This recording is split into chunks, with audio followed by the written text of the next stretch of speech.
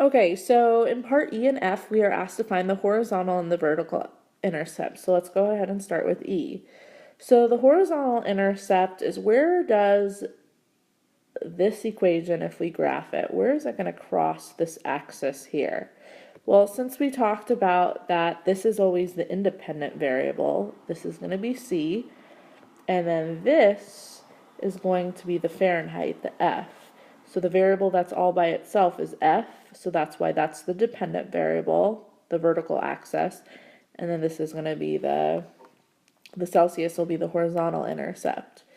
So that means we want to know where is it going to cross this axis right here. And since this axis right here is C, that means we want to find C if we replace this, the Fahrenheit, with 0. So this is the equation that we need to solve. So we're going to go ahead and subtract 32.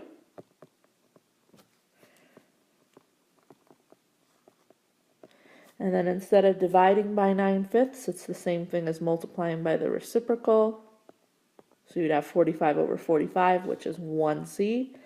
And then we're going to multiply this side by 5/9. And these can't simplify, so you'd multiply straight across and you'd get negative 160 over 9, which that can't be simplified. But we wouldn't tell someone that the temperature is negative 160 over 9. So if we divide this, we can write it as negative 17 7/9. That makes a little bit more sense if we're telling someone the temperature. But in the directions to this problem, it says round to the nearest degree if necessary. So for this problem right here, if we change this to a decimal, it's about negative 17.777, etc. So since it says round to the nearest whole number, since this number is 5 or higher, we're going to make the negative 17 one higher, so we're going to make it negative 18 degrees Fahrenheit.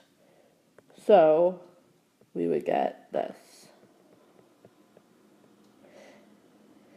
So that means our answer is negative 18, 0. So when the Celsius was negative 18, we plugged in a 0 for the Fahrenheit.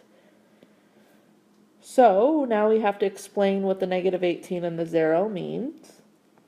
So we could say when it is about negative 18 degrees Celsius, it is 0 degrees in Fahrenheit.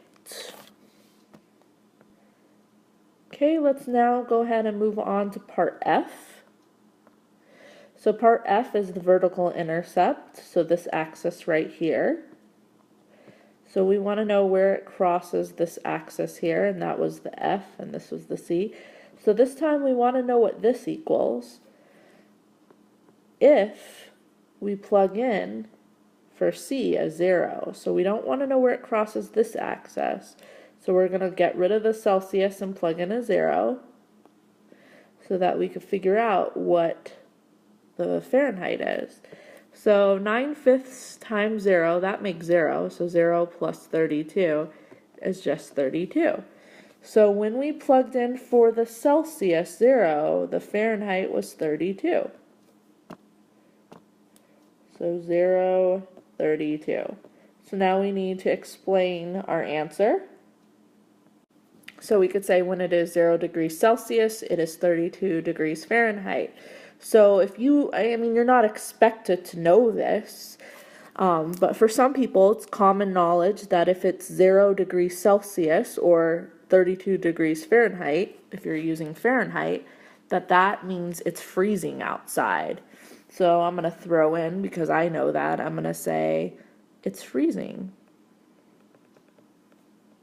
Now again, you're not expected to know that, but when it is 0 degrees Celsius, it is 32 degrees Fahrenheit. So this ordered pair represents it's freezing outside.